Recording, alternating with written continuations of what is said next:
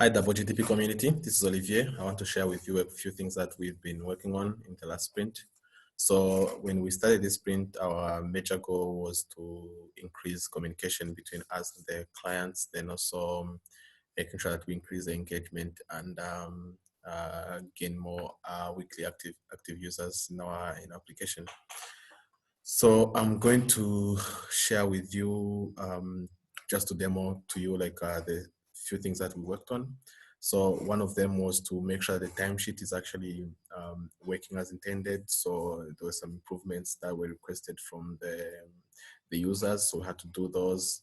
Then there was also the Facebook login, then also the email notification, then also fixing the user enrollment. So from the manual entries to actual users being enrolled. So we also had to fix fix some issues there and add some improvements.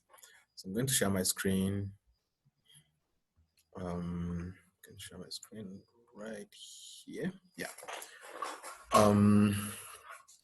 So yeah, I'll start with the timesheet. So time card here, and I'll go right here. So the few things that we worked on here. Let me go back. Let me go to who. Let me see who has the best data that I can demo. Yeah, I think this is good enough. So what we worked on is making sure that the time here is showing in decimal places so that we don't get like exact time, because we might end up omitting the few minutes calculation, which is also important for someone's timesheet. So we had to work on that. Then another thing that I worked on is to add how many days an employee has worked in that month. So as you can see, this is 2 days. That's Monday and a Friday. Then also how many hours they actually worked during that whole month. So the month is calculated from the month is calculated on the 25th. So the custodian consolidates all the timesheets on the 25th. So we're calculating from the 26th, which is the following day from the 25th of the month, to the 25th of the following month. So if we had like all the timesheets for the whole month, then they'll display here. Then we'll calculate from there. Then you can paginate from the previous month or from the next month. Then you'll be able to see how many months or how many days in the hours were worked during that month. So this makes it easy for them to know that this is there was an overtime of this long, or this employee actually did not work as expected. Yeah, the other issue was on the logbook. So if let me just demo this.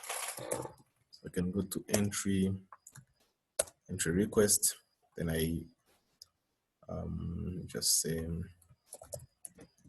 Olivier entry test. So I'll just do that. So I'm just going to create like an entry, then I'll grant it access. So after granting it access, it comes here, as you can see here. Then it has an enroll user, because this is not yet a user. This was just like a manual entry. They are not yet our users. On this page, this is the entry logs.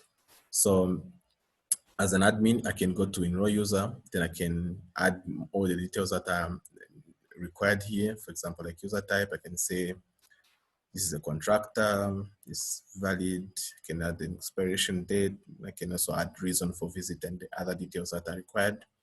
And once I'm done, I can enroll the user. Then once the user is enrolled, then I guess to see this page, which basically shows the user's information. Then you can see other details from here.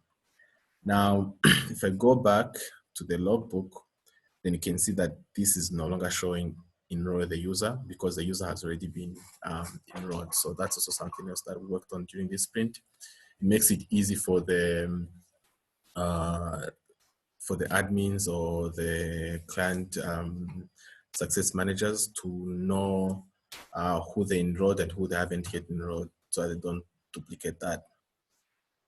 Okay, another thing that we worked on this sprint was the emails. So once a user a user is created, so once you create a user in the in our application here, so if you create a user here, so it could be, and that user has an email. What we're doing is that we are sending them a welcome email, and this is an example of one. So basically say hi user, then welcome to Nkwashi. So Nkwashi, this is a community. Then the name here is the name of the person whose account was just created. So the text reads, we are building a better place to live, work, and play. And it's powered by a mobile app that will help us connect with the residents, accelerate growth, and deliver responsive public services. Then also, this is just an automated email to confirm that your account just got created. And yeah, in case you want, so the user, this also adds a link to the application, so the user can now from there go and log in to the application. So you can start from there, then it takes you to the login that you can log in. If the user was not yet logged in, then they'll be prompted to log in from there. Okay, then, so that was the email, the welcome email. So every new user gets, they get to see this. So we used SendGrid API and SendGrid templates to build this. So this looks prettier and works well. Yeah, SendGrid is a good API to work with emails. Another thing that we worked on in this sprint was to add the Facebook login. So this is to allow our users to log in with Facebook. This is a feature that we're still sort of iteratively working on, just to make sure that it's working as it should. So I'll go ahead and demo that as well. So we have this page here that says login with Facebook. So once you click this button, it takes you to Facebook, and it checks if you are logged in or if you are not logged in. In case you are logged in, then you'll be automatically logged into the application as well. So once I click login here with my details,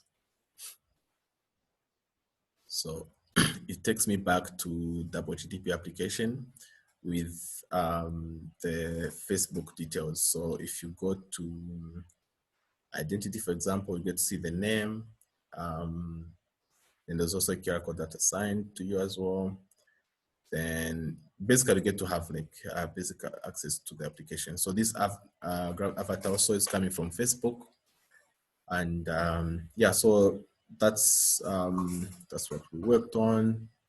In the coming sprint, we'll be working on allowing the users to install this application on the mobile phone, so making it a progressive web app. We'll work on things like timesheets approval and managing events. So yeah, look forward to the next sprint update.